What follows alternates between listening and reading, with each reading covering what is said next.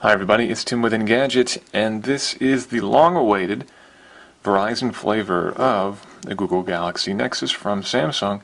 This adds LTE 4G to the picture, and thus making this superphone complete in my eye as a very, very high-end device, not only in terms of specs and performance, but also in terms of bandwidth performance as well. This device now with LTE, we've seen download speeds upwards of 15, 16, 17, 18 megabits per second, and upload speeds that are every bit as quick, making this quite a device both in terms of sheer processing power and sheer downloading power. But that does come at a price, most notable being the extra bit of chunk that you can see this phone has developed.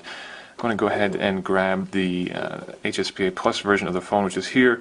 And while it's not immediately apparent, I mean, we're not talking a massive difference between these two, there is definitely a difference, and you can absolutely feel it in your hand when you pick one up, especially if you have the option to hold the two at the same time. The LTE version is just a little bit thicker, it's just a little bit heftier, and most problematically, most of that heft seems to lie up here in the top of the device, meaning it's not quite as well balanced in your hand as the HSPA Plus version is. But it's still a very slender phone, it's still a very comfortable phone to hold, and still, it must be said, a very nice phone indeed. Yeah, let's do a quick tour around the device. Up front we have the beautiful 720p Super AMOLED display. Now this is a pen-tile display, so the color reproduction is not quite as good as on some of Samsung's Plus displays, but it is still very good, and you'd be hard-pressed to really find a complaint with this display. It's beautiful, it's bright, the resolution is quite good, and it is perhaps the best display on a smartphone at the moment. On the right side here we have a power toggle button. Up top there's really not much going on at all. On the left side we have a volume rocker. On the bottom, micro USB and a headphone jack. On the back we have a 5 megapixel webcam with an LED flash. The camera performance is unfortunately simply average. It doesn't come anywhere near the performance of, say, the Galaxy S2 or other higher end camera phones at the market. At the moment, this is one of the more disappointing aspects of this phone. Let's go ahead and pry the back off here. It does have one of these flimsy plastic backs that Samsung has been putting on many of its devices lately.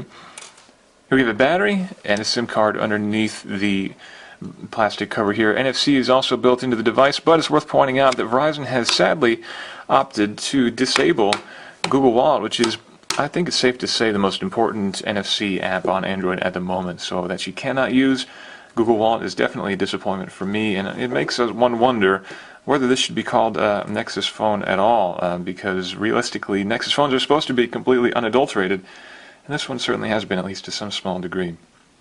Let's go ahead and turn on the device and take a step into Ice Cream Sandwich, which is of course the brand new and beautiful operating system from Google, which is debuting on the Galaxy Nexus. Now, we've already done a very extensive walkthrough of Ice Cream Sandwich, so I won't do too much for you here, except to just give you a quick walkthrough of the operating system if you haven't seen it before, just to give you an idea. Effectively, we're looking at something that's pretty similar to Honeycomb. Now, rather than pressing the home button down to do task switching, you hit this button here. That gives you a view of the different applications that are open. Back button is here. If indeed you need to use a menu button to get to options, usually that will appear in the upper right in applications, or for compatibility applications, it will be down at the bottom as well. But again, we're not talking about a major change between this and Honeycomb, but it is certainly a much nicer operating system, both in terms of its visual presence and also in terms of its responsiveness and fluidity. However, I do think that it's a little bit less intuitive for users in a lot of ways. It's not really obvious when you pick up this device exactly how to use it, but once you figure it out, I think you're going to like it. So let's go ahead and jump into the browser here and do a quick browser test, give you a look at the stock keyboard here as I type in Engadget incorrectly. I'm still getting the mobile view, as you can see, that rendered very quickly. Now let's jump over to the desktop view. As you can see, that rendered very quickly indeed. Pinch to zooming is incredibly smooth. Very, very impressive. Let's look at this depressing RIM news here and see how quickly that loads up for us. Again, very quick, very smooth. We're seeing some adaptive rendering happening. It's pushing text to the left to try to make it fit on the screen, but ultimately it doesn't really need to, because we've got a full 720p's worth of pixels here to play with. So again, we're quite happy with the Verizon version of the Samsung Galaxy Nexus.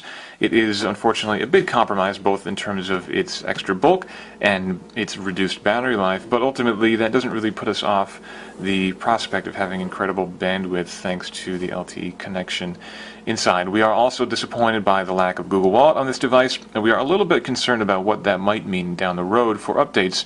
But we're hopeful that the hacking community will be very quick to fix that issue and get us some Google Wallet on there, because that's something that we really want to use with our NFC. So again, this is the LTE version of the Samsung Galaxy Nexus on Verizon, available now for $299, and we would say well worth the money.